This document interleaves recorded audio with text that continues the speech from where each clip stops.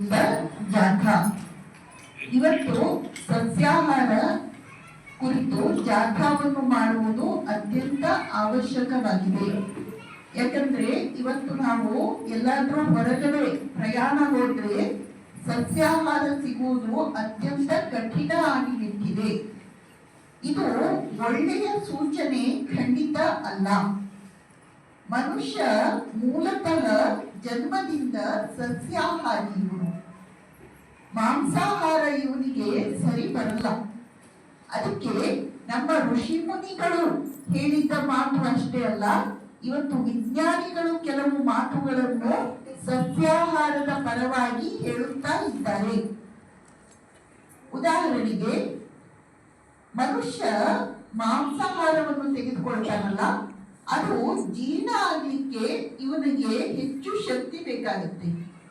ಇವನಿಗೆ ಜೀರ್ಣ ಮಾಡ್ಕೊಳ್ಳಿಕ್ಕೆ ಹೆಚ್ಚು ಶಕ್ತಿ ಬೇಕು ಅಂದ್ರೆ ಇವನ ಬುದ್ಧಿಶಕ್ತಿ ಮಂದ ಆಗಿ ಹೋಗುತ್ತೆ, ಇವನ ಮನಃಶಕ್ತಿ ಮಂದ ಆಗಿ ಹೋಗುತ್ತೆ, ಅಥವಾ ಇವನು ಗಡು ಸೋಮಾರಿ ಆಲಸಿ ಆಗ್ತಾನೆ.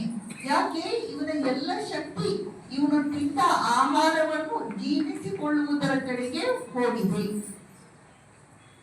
ನಮ್ಮ ಋಷಿ ಮುನಿಗಳು ಒಂದು ಮಾತನ್ನು ಹೇಳಿದ್ರು, ನಾವು ಯಾವ ಆಹಾರವನ್ನು ತೆಗೆದುಕೊಳ್ತೇವೋ ಆ ಆಹಾರದ ಅತ್ಯಂತ ಸೂಕ್ಷ್ಮ ಅಂಶದಿಂದ ನಮ್ಮ ಮನಸ್ಸು ನಿರ್ಮಾಣ ಆಗುತ್ತೆ.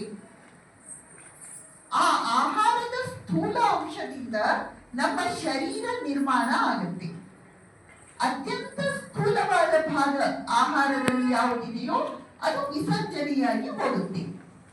ಈಗ ನಮ್ಮ ಮನಸ್ಸು ಹೇಗಿರಬೇಕು ಅನ್ನುವುದು ನಮ್ಮ ಆಹಾರವನ್ನು ತೀರ್ಮಾನಿಸುತ್ತದೆ.